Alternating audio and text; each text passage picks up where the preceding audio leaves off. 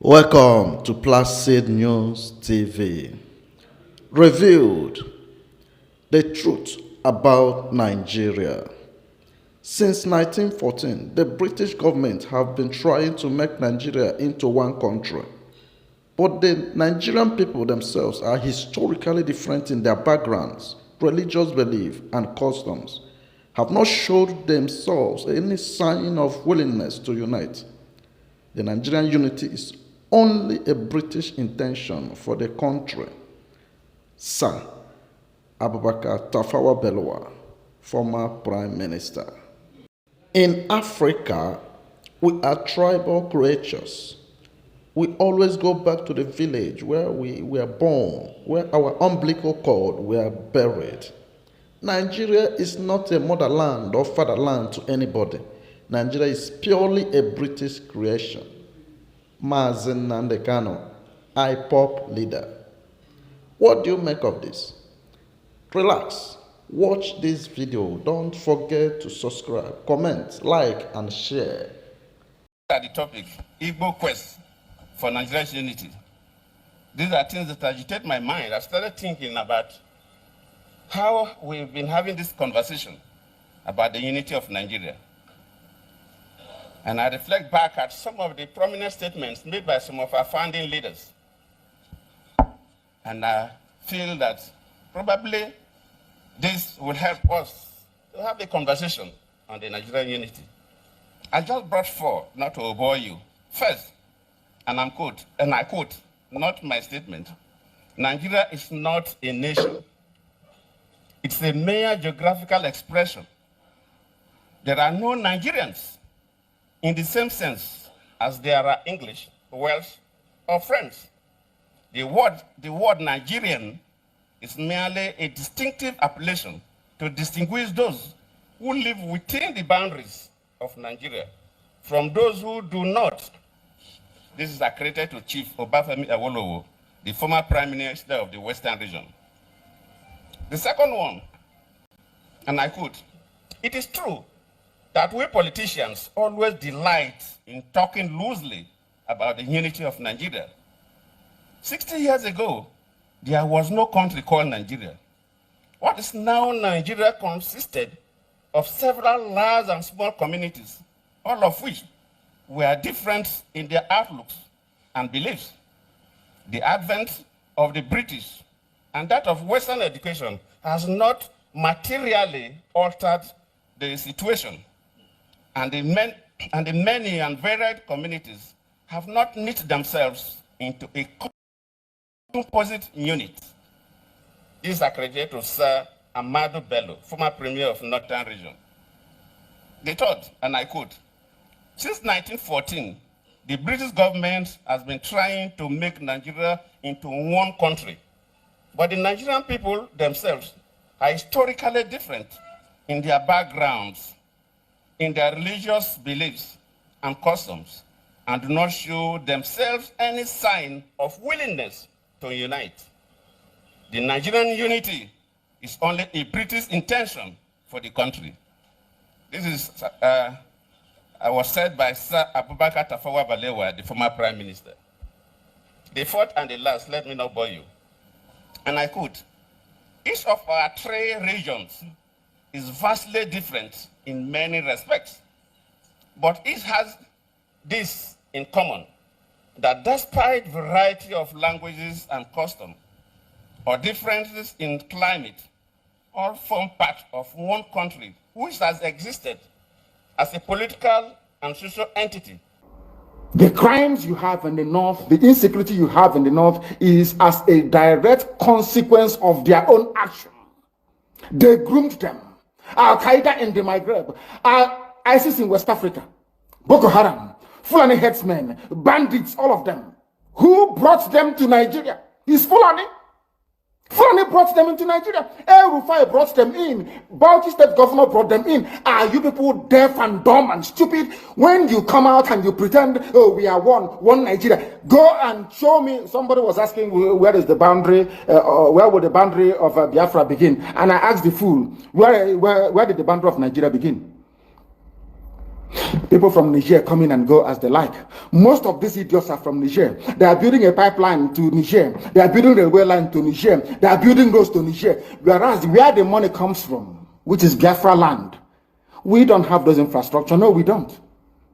But you're taking our money. You come to Izombe, you come to Ohaji, you come to Ebema, you come to Aguleri, you come to Ebonyi. You take our resources, sell it, get the money, and now you're building a way to Niger Republic. And you want me to be happy with you? Clap for you. Oh, Nigeria is doing well. One Nigeria. I think you are insane. You come to my land, you take our oil, you take our gas, you take our manpower, you take everything, our VAT, our tax that we pay. You are now building a road from Katsina to Niger, airport in Niger, refinery in Niger. You take oil, crude oil from my land, you take it to Niger, you refine it, you bring it back to me as a refined petroleum, or as PPS as you call it. And you're telling me that that country is viable. You're telling me that Nigeria should be supported. We are in one Nigeria. We are not going anywhere. And you're dying every day. Because those that they appointed to speak for you, they gave them money and positions. So that they will come out on the pages of newspapers to give the world the misleading impression that everything is okay when things are not okay. Go through the statements of Ohaneze and see the contradictions in it. Nigeria is not working. We are marginalized. And then you come back and say Nigeria is one. We must stay in it together. Are you not foolish? These are the useless intellectuals that you have. On one hand, you say Nigeria is not working. You are marginalized. You are being discriminated against. You are suffering. They are killing you everywhere. And you come back to the same place and say Nigeria must be one. Had Nigerians gotten together to say they want to be part of this useless contraption, that's entirely their business. I'm a Democrat, I've subscribed to it. But have you asked yourself this question? Why is it that all those asking you to remain in one Nigeria has something to gain from Nigeria, or they have benefited in the past? Nothing more, nothing less. I saw the letter that Atiku Abubakar wrote to President Biden. In it, Atiku Abubakar said to come and help us fight terrorism, in order to ensure that there will be no regional destabilization. That is their game plan at the US State Department for very many years, until we stepped in. They keep trotting out these lies. Once Nigeria breaks up, there will be destabilization in the entire region. I said it because you don't understand African history. Most of these people are not educated. When I say, they say I'm insulting them. No, I'm not insulting you. Most of you are not educated. In Africa, we are tribal creatures in Africa. In Africa, we are tribal creatures in Africa. We always go back to our village where we were born, where our umbilical cord, how long, where it was buried. That's where we come from. That is why every Christmas, Easter, New Year festival, or August meeting, you see us migrating back to where we come from. And I keep saying these things to Africans, they don't understand it.